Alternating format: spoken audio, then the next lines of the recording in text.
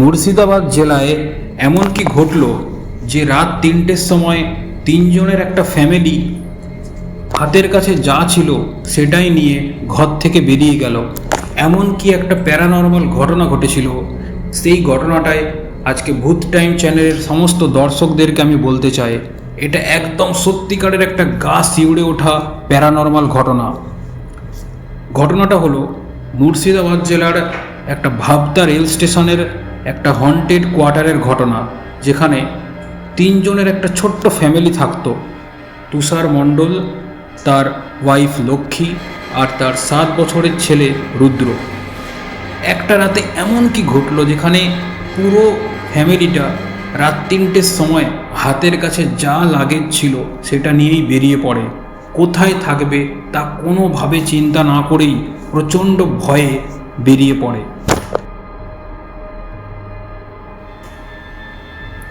মুর্শিদাবাদ জেলার ভাবতা রেল স্টেশনের একটা কোয়ার্টারের ঘটনা। এই কোয়ার্টারের নাম্বার ছিল A/12। এই A/12 হন্টেড কোয়ার্টারে প্রায় 1.5 বছর ধরে কোনো ফ্যামিলি ভয়ে আসেনি, এবং রেল স্টাফের অফিস থেকেও এই কোয়ার্টারটা কোনো ফ্যামিলিকে দেওয়া হয়নি। কিন্তু যখন একটা নতুন পোস্টেড অফিসার আসে, যার নাম ছিল তুষার মণ্ডল, এবং ওনার ওয়াইফের নাম ছিল লক্ষ্মী আর ওনার 7 বছরের ছেলে রুদ্র, এই ফ্যামিলিটাকে কোনোভাবে ওই রুম নাম্বার A/12 কোয়ার্টারটা দেওয়া হয়। প্রথমেই এই কোয়ার্টারটা যখন এরা পায়, তখন আশেপাশের মানুষজন অনেকেই গুজব বা আশেপাশের মানুষজন ভয়ে আলোচনা করতো যে এই ফ্ল্যাটটা বা এই কোয়ার্টারটা কেন দেওয়া হলো। কিন্তু আসল কারণ যারা জানতো তারা কোনোভাবেই মুখ খোলার চেষ্টা করেনি, বা কেউ মুখ খুলতে চেয়েও কেউ বলতে পারেনি। তো এইভাবে যখন এই A/12 কোয়ার্টারে তুষার মণ্ডল, একটা নতুন পোস্টেড রেলওয়ে অফিসার, যখন যায়, তো তখন কোনোভাবে উনি বুঝতে পারেননি যে এখানে এর আগে অনেক প্যারানর্মাল ঘটনা ঘটেছিল। শুধুমাত্র ওনার ওয়াইফ, যিনার নাম লক্ষ্মী, উনি বুঝতে পেরেছিলেন বাড়িতে প্রথম যখন পা রাখেন ওই A/12 কোয়ার্টারে, উনি বুঝতে পেরেছিলেন যে কিছু না কিছু একটা ভুল হয়েছে এই কোয়ার্টারে। এবং 1.5 বছর ধরে এই বন্ধ কোয়ার্টারটাতে যখন ওনারা প্রথম ঢোকে, তখন লক্ষ্মী প্রথমভাবেই এই কোয়ার্টারে ঢুকতে চাননি, এবং উনি বলেন যে এখানে এত বছর ধরে 1.5 বছর ধরে বন্ধ ছিল, আমরা কোনোভাবেই এটাতে আমরা থাকবো না। কিন্তু কিছু করার নেই, সেন্ট্রাল গভর্নমেন্ট থেকে যখন এই A/12 কোয়ার্টারটা দেওয়া হয়, তখন ওরা থাকতে বাধ্য হয়। এইভাবে প্রথম দিন যখন ঢোকার পরে লক্ষ্মী পুরো জায়গাটাতে ভালো করে দেখলো, এবং সমস্ত কিছু ঠিকঠাক থাকলেও ওই কোয়ার্টারটার পেছনের দিকে যে রুমটা ছিল, সমস্ত কিছু যেন ঘটনা ওটার সাথে জড়িত। ওই পেছনের দিকের ঘরটা অস্বাভাবিকের মতো ঠান্ডা, প্রচণ্ড ঠান্ডা, যেটা এতটা ঠান্ডা হওয়ার কথা নয়। এবং পুরো কোয়ার্টারটাকে দেখলে মনে হবে ওই A/12 রুমটা এখানে অনেক বছর আগে যেন কেউ মারা গিয়েছিল, এবং তারপর থেকেই যেন কোনোভাবে এই রুমটা পরিষ্কার করা হয়নি, এবং 1.5 বছর ধরে ওই A/12 কোয়ার্টারটা বন্ধ ছিল। প্রথম রাতেই লক্ষ্মী বুঝতে পারে যে ওর রুমের অন্ধকারে যেন কেউ একটা পা টিপে টিপে হাঁটছে, এবং প্রথম দিন লক্ষ্মী কোনোভাবেই ঘুমাতে পারেনি। পরের দিন সকালবেলায় যখন ওনার হাজব্যান্ডকে উনি বলেন যে এইভাবে রাতে আমি অনুভব করেছি, তখন তুষার মণ্ডল ওটাকে কোনোভাবে হেসে উড়িয়ে দেয়। ঠিক এইভাবে একটা রাত কাটানোর পরে, ঠিক পরের রাতের বেলায় ওনার ওয়াইফ লক্ষ্মীর মনে হয় যে বাথরুমের দরজাটা যেন আস্তে আস্তে করে খুলে যাচ্ছে। তো এই ঘটনাটা দেখার পরে দ্বিতীয় রাতেও ওনার ওয়াইফ লক্ষ্মী ঠিক ভালোভাবে ঘুমাতে পারেনি, এবং 7 বছরের ছেলে রুদ্র ঘুমাতে ঘুমাতে যেন একটা ফুঁপিয়ে কেঁদে উঠত, এবং মাঝে মাঝে বলতো যেন কালো কুকুরের মতো একটা যেন আমি চেহারা কাউকে একটা দেখতে পাচ্ছি। ওইটুকু বাচ্চা, মাঝে মাঝে ওর চোখ দুটো যেন ভয়ে বড় বড় হয়ে যেত, এবং তখনই ওর বাবা মা বুঝতে পারতো যে কিছু একটা ভুল হচ্ছে।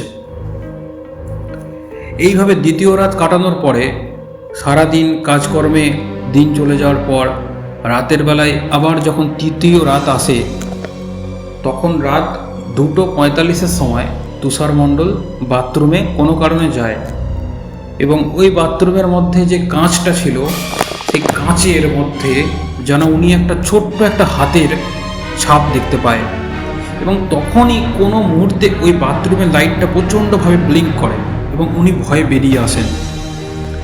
আর ঠিক তার কয়েক সেকেন্ড পরেই ওনার যে ছোট্ট 7 বছরের ছেলে রুদ্র ভয়ঙ্করভাবে ফুঁপিয়ে আর্তনাদ করে কেঁদে ওঠে এবং ওই সময় ওই পরিবেশটা রাত 3টের দিকে এমনভাবে হয়ে ওঠে, তখনই তুষার মণ্ডল ঠিক করে যে এখানে কোনোভাবেই আর থাকা যাবে না এবং হাতের কাছে যে সমস্ত লাগেজ ছিল সেটা নিয়েই ছোট্ট 7 বছরের ছেলেকে কোলে নিয়ে আর ওনার ওয়াইফকে নিয়ে সঙ্গে সঙ্গে A/12 কোয়ার্টার থেকে বেরিয়ে চলে যায় এবং কোথায় থাকবে তা কোনোভাবে চিন্তা না করেই উনি ভাবদা রেল স্টেশনে ওনারা 3 জন কাটায় এবং পরের দিন সকালবেলায় 8টার সময়তেই রেলওয়ে অফিসে 3 জনে যায় এবং পুরো ঘটনা বলে এবং ঘটনাটা বলার পর ওনারা সমস্ত কিছুই আগে থেকে জানতেন অফিসে যারা ছিলেন, কিন্তু কোনোভাবে কিছু না বলেই ওনাদেরকে অন্য একটা কোয়ার্টারে শিফট করে দেওয়া হয়। এই ঘটনার পরে প্রায় 1 সপ্তাহ পরে রেলওয়ে ডিপার্টমেন্ট থেকে ইলেকট্রিক্যাল বিভাগের 2 জন এই পুরো কোয়ার্টারটার একটা ইলেকট্রিক্যাল পরীক্ষা করার জন্য বা পর্যবেক্ষণ করার জন্য আসে। তাদের মধ্যে একজন ছিল শরীফুল আর একজন ছিল মনির। তো শরীফুল মনির পুরো কোয়ার্টারটা যখন ভালো করে পর্যবেক্ষণ করলো, তখন ওই কোয়ার্টারের যে A/12 যে ফ্ল্যাটটা ছিল, তো ওর ভেতরে কিন্তু ওনারা চাবিটা খুলে কোনোভাবে ঢোকে। তো ঢুকেই সমস্ত কিছু সাধারণ মনে হলেও ঠিক সেই ভেতরের ঘরটাতেই যেন একটা কিছু অস্বাভাবিক কিছু মনে হয়। আর ঠিক সেই পচা গলে যাওয়া একটা মাংসের যেমন গন্ধ, চাপা গন্ধ এলে যেরকম হয়, ঠিক সেরকমভাবে ওরা নাকে সেটা পায়। এবং যখন ভেতরের রুমে ওরা যায় তখন দেখতে পায় ওখানকার সুইচ বোর্ডের উপরে যেন একটা ছোট্ট আঙুল, মানে পুড়ে গেলে যেরকম দাগ হয় সুইচ বোর্ডের উপরে ওরকম দাগ রয়েছে। এবং তখন শরীফুল বলে যে হাতের আঙুলের সাইজটা দেখে মনে হচ্ছে এটা ছোট কোনো বাচ্চার আঙুলের সাইজ হবে। এবং তখনই তার কলিগ মনির বলে যে এটা ছোট বাচ্চার নয়, এটা এমন কোনো একটা মানুষ বা প্রাণীর হবে যেটা বলাটা মানে খুবই ভয়ঙ্কর ব্যাপার এবং এখানে কোনো মানুষ থাকতে পারে না। এই সুইচ বোর্ডের এই দাগটা কোনোদিন কোনো মানুষের বা কোনো বাচ্চার হতে পারে না। তো কোনোভাবে ওই 2 জন অফিসার যারা ইলেকট্রিক্যাল পরীক্ষার জন্য এসেছিল ওরা বেরিয়ে যায় এবং বেরিয়ে গিয়ে এদের মধ্যে মনির রেলওয়ে ডিপার্টমেন্টের আর একজন অফিসারকে ফোন করে বলে যে স্যার ওই A/12 কোয়ার্টারে যেন একটা কিছু মনে হলো যে ওখানে কোনো মানুষ থাকতে পারে না, কারণ যেভাবে পরিবেশটা আমি দেখলাম। এইভাবে 1-2 দিন যাওয়ার পর ঠিক 2 সপ্তাহ পরে রুদ্র যে 7 বছরের ছেলেটা অসুস্থ হয়ে পড়ে ভয়ঙ্করভাবে এবং এমনভাবে অসুস্থ হয়ে যায় এই ছোট্ট 7 বছরের ছেলেটা পুরো স্তব্ধ হয়ে যায়, না ঠিকমতো করে খেলাধুলা করে, না ঠিকমতো করে রাতে ঘুমাতে পারে। এরপরে ওই কোয়ার্টার নাম্বার A/12 যে তালাটা ছিল সেই তালাটা নাকি ঠিক তার নিচে ফ্লোরে ভাঙা অবস্থায় পড়ে থাকে, যেটা ওখানকার একটা রাত্রিকালীন গার্ড লক্ষ্য করে এবং উনি সঙ্গে সঙ্গে এটা অফিসে জানান। আর এখানে একটা ঘটনা বলে রাখি, তুষার মণ্ডল তার ওয়াইফের সাথে যেদিন রাতে চলে আসে ঠিক তার আগের দিন রাতে ওনার ওয়াইফের সাথে মানে লক্ষ্মীর সাথে একটা ভয়ঙ্কর প্যারানর্মাল ঘটনা হয়। যেটা হলো ওর আগের দিন রাতের বেলায় লক্ষ্মী যখন ব্যালকনিতে দাঁড়িয়ে কাপড় জামা মেলছিল, ঠিক হালকা রকমের উনি একটা ঝড় দেখেছিলেন এবং সেই ঝড়ের অন্ধকারে ঠিক সন্ধে 8টা 8:30 এরকম উনি দেখেন যে ওখান থেকে কিছু দূরে পুরনো কোয়ার্টারের কাছে একটা রাস্তাতে একটা লোক দাঁড়িয়েছিল এবং দূর থেকে দেখে মনে হচ্ছিল যে উনি হালকা বৃষ্টিতে ভিজছেন এবং ওনার চোখটা দেখা যাচ্ছিল না কোনোভাবে। তো উনি এটা দেখে কোনোভাবে উনি ওটাকে পর্যবেক্ষণ না করে মন না দিয়ে উনি কাপড় জামাগুলো তুলে ভেতরে ঢুকে যান এবং সেটা ওনার কিন্তু খুবই একটা অস্বাভাবিকভাবে মনে হয়েছিল। তুষার মণ্ডল এইভাবে নতুন জায়গায় শিফট হয়ে যাওয়ার পরেও একদিন ওই A/12 কোয়ার্টারের নিচে থাকা একজন লোকাল হোমগার্ডকে নিয়ে পুনরায় ওই কোয়ার্টারে যায় এবং ওখানে যখন দুজনে যখন প্রবেশ করে তখন দেখে যে ওখানকার তালাটা ভেঙে নিচে পড়ে রয়েছে, যেটা ওনাদেরকে প্রথম অবাক করে। এবং ওনারা যখন ভেতরে ঢোকে তখন ভয়ঙ্করভাবে একটা ভেতর থেকে দীর্ঘশ্বাসের একটা আওয়াজ আসে এবং ঠিক যখন বাথরুমের কাছে যখন ওনারা এগিয়ে যায় তখন ওনারা বলে যে এখানে আর তো কিছু দেখার নেই, আর ভেতরের রুমে চেয়ার টেবিলগুলো একদম ওলট পালট হয়ে পড়ে আছে এবং এই হন্টেড রুমে এইভাবে বেশিক্ষণ থাকা ঠিক নয়, যেটা ওই হোমগার্ডটা বলে।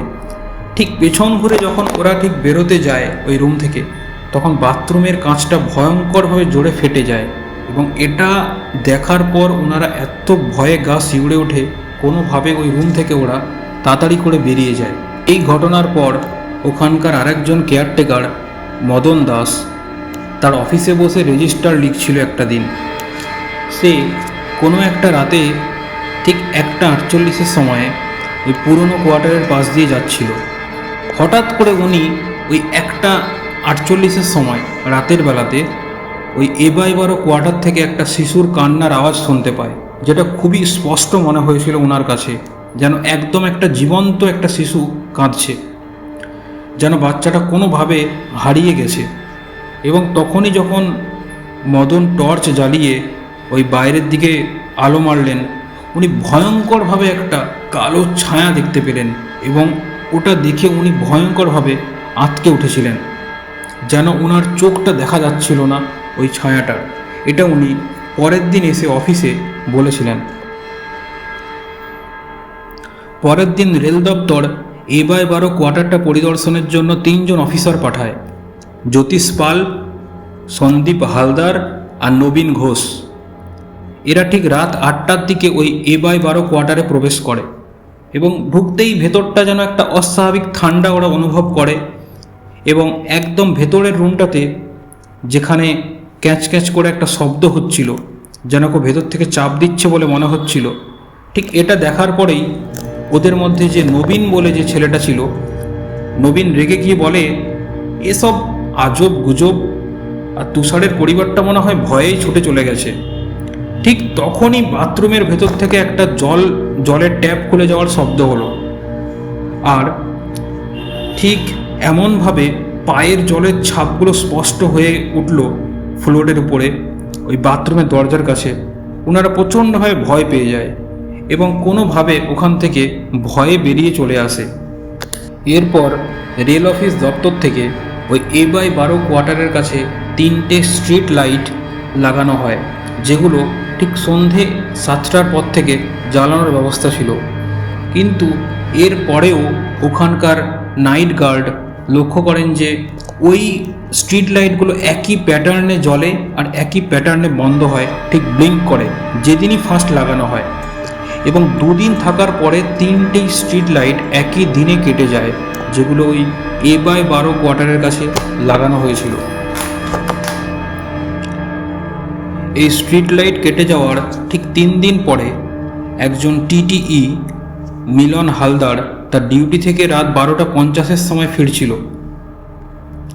এবং সে ওই রেল কোয়ার্টারের গেটের সামনে দিয়ে যখন হাঁটছিল তখন দেখল যে A/12 কোয়ার্টারের জানলাটা যেন মাঝ রাতে ধীরে ধীরে নিজে থেকেই খুলে গেল। মিলন তখনই চমকে ওখানে দাঁড়িয়ে গিয়েছিল এবং জানালার অন্ধকার ভেতর থেকে যেন একটা দুটো খুব ছোট ছোট হাত বেরিয়ে এসেছিল, ওটা ওনার মনে হয়েছিল এবং যেটা খুব সম্ভবত মনে হয়েছিল কোনো শিশুর হাত হবে।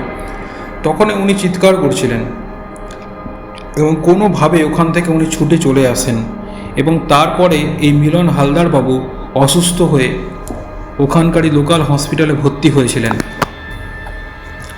এই সমস্ত ঘটনার পরে তুষার মণ্ডলের মনে প্রচণ্ড একটা কৌতূহল জেগে উঠেছিল যে অ্যাকচুয়ালি ওই A/12 কোয়ার্টারে কী ঘটনা হয়েছিল।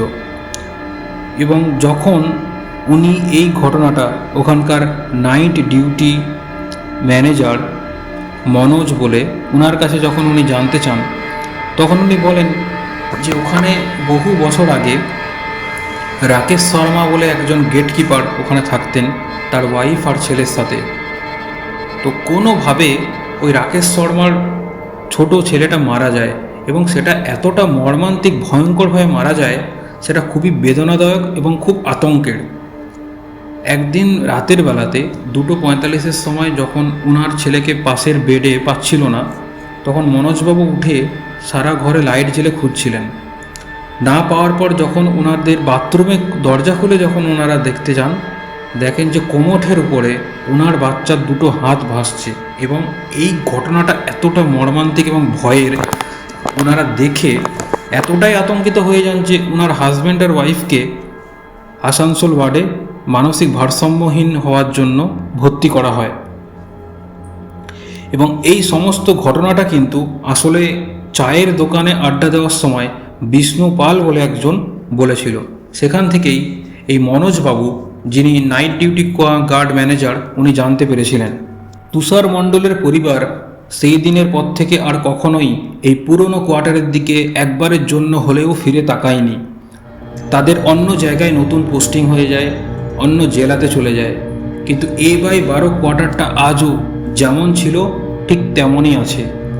রাত্রে নিরাপত্তারক্ষীরা পালা করে পাহারা দেয়, একদিন ও পাহারা দেয়, একদিন এ পাহারা দেয়, এরকম করে চেঞ্জ করে করে কিন্তু পাহারা দেয় রাতের বেলাতে। কেউ একটানা রাতে পাহারা দেয় না, বিশেষ করে এই A/12 কোয়ার্টারের কাছে। কারণ ঠিক রাত 1টা থেকে 1:30টার মধ্যে এখানে অস্বাভাবিক কিছু শব্দ শোনা যায়। কখনো শিশুর কাশি, কখনো টাইলসের নখ আঁচড়ানোর তীব্র শব্দ শোনা যায়, কখনো বাথরুমের ভেতর থেকে ঠিক রাত 2:30-3টের সময় ওই বদ্ধ ঘরের বাথরুম থেকে এরকম আওয়াজ আসে, যেগুলো খুবই একটা ভয়ের একটা প্যারানর্মাল ঘটনা। এখানকার রেল অফিসাররা বলে যে আমরা চেষ্টা করেছিলাম ওই A/12 কোয়ার্টারটা সিল করে রাখতে, কিন্তু খালি ঘর এইভাবে ফাঁকা রাখা যায় না, যেহেতু এটা সেন্ট্রাল গভর্নমেন্টের। ওখানকার এলাকার বাচ্চারাও ওই পুরনো কোয়ার্টারের দিকের রাস্তাটাতে যায় না, এমনকি কুকুরও পর্যন্ত নাকি ওই A/12 কোয়ার্টারের দিকে রাস্তাতে যায় না।